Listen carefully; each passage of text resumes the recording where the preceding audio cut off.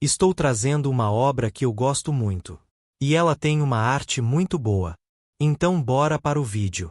A história começa com um cavaleiro falando que seu nome é Mormon Cal. E ele era um mercenário. Ele também pergunta se alguém sabe que lugar é esse. O velho fala que seu nome é Reio. E ele era um carpinteiro em Edora. Ele se pergunta o porquê eles foram para nesse lugar. E diz que não consegue se lembrar de nada.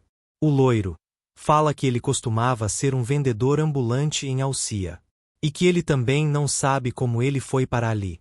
A garota fala que seu nome é Jenna. Ela morava em uma floresta isolada. Ela pergunta o que está acontecendo.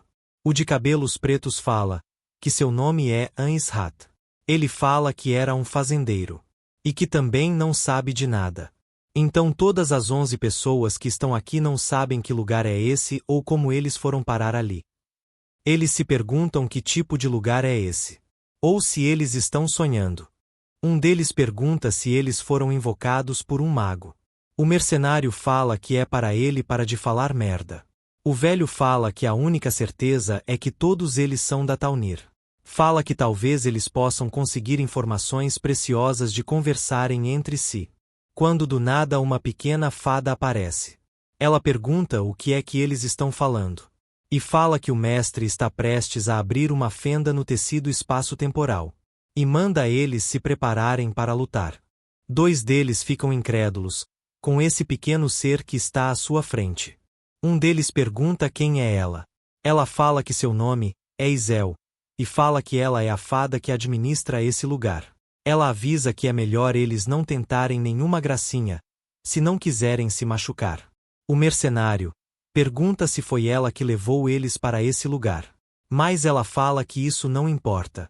Ele começa a sacar sua espada, e fala que ela deveria ter vergonha de sequestrar as pessoas. E que ele vai fazer ela falar tudo agora mesmo. Ela suspira, e fala que é melhor ele tomar cuidado se não quiser morrer. Ele diz que ela fala muito para alguém tão pequena. Ela sorri, e pergunta qual ele acha que é o motivo disso. Ele fala que vai dar uma lição nela. Assim que ele acaba de falar, sua cabeça é decapitada.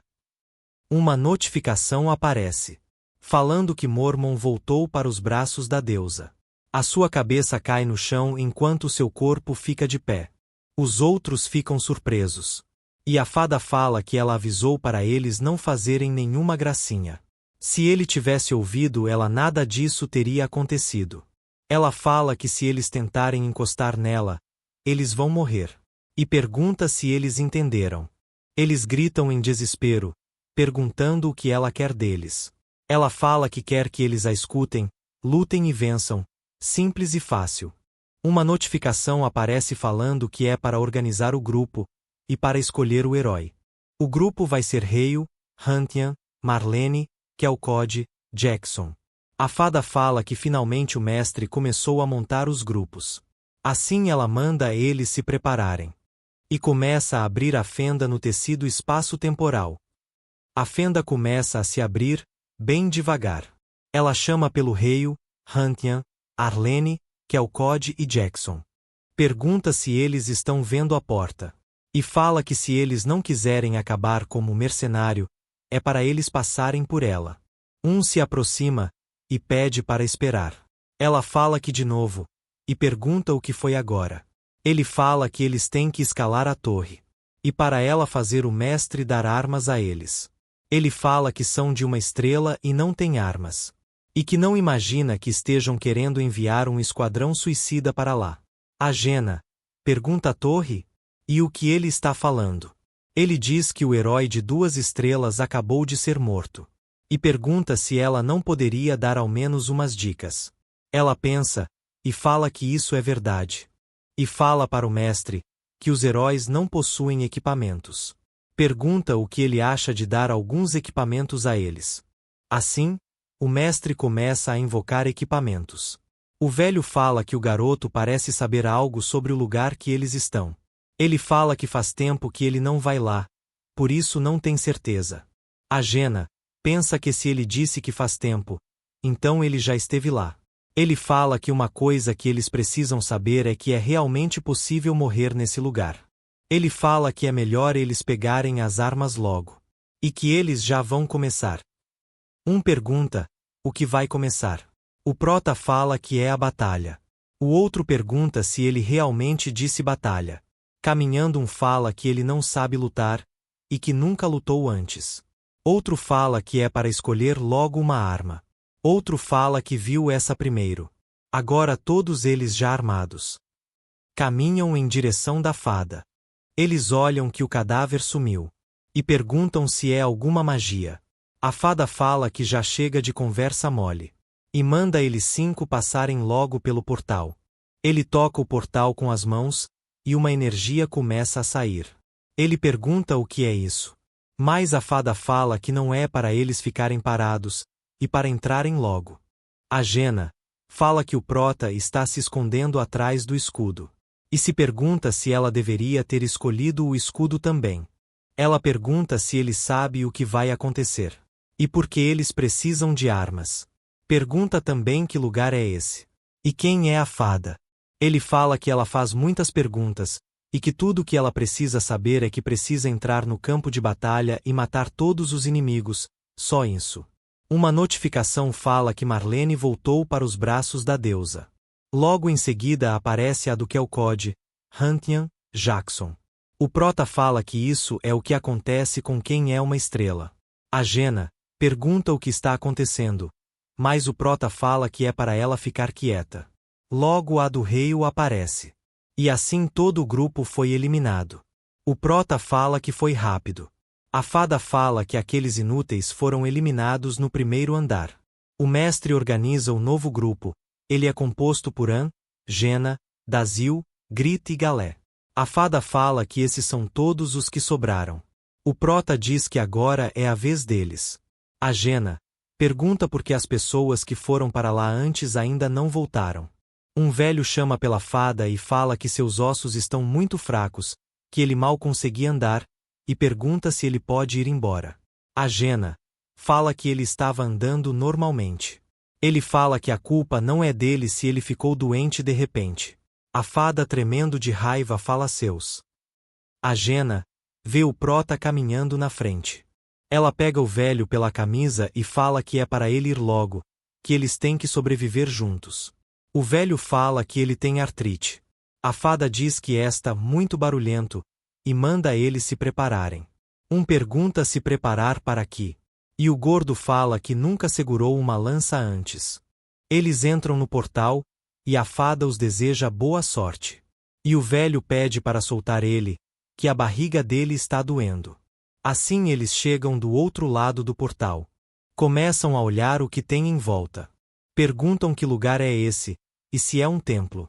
Pergunta o que está escrito ali. Aparece uma notificação, falando que o desafio é o primeiro andar da masmorra principal. Fala que a porta irá se abrir, e que é para eles estarem prontos. O prota fala que não é para eles tentarem nenhuma loucura. E que está começando. Logo uma luz branca envolve todos os membros do grupo. Eles vão parar em um lugar com um lindo pôr do sol. Eles olham em volta, sem entender o que está acontecendo. Um figurante pergunta onde eles estão. E o prota pergunta que lugar é esse. Aparece uma notificação. Primeiro andar. O tipo de missão é aniquilação. Objetivo: aniquilar todos os inimigos. Assim vários goblins de nível 3 aparecem. O prota fala que esse é o campo de batalha. Ele diz que ele avisou antes. Que se eles não lutarem vão todos morrer. E pede para que eles fiquem calmos. O prota ia falar para acabar com os goblins. Mas os figurantes fogem correndo. A Jena pergunta para o velho se ele não tinha artrite. E chama ele de maldito. Ele, fugindo, fala que acabou de melhorar. O sistema fala que a Jena entrou em pânico. E todos os atributos são reduzidos em 30%. Os figurantes batem em uma parede invisível. A Jena, surpresa, pergunta se é uma barreira. O gordo pergunta por que eles não podem sair.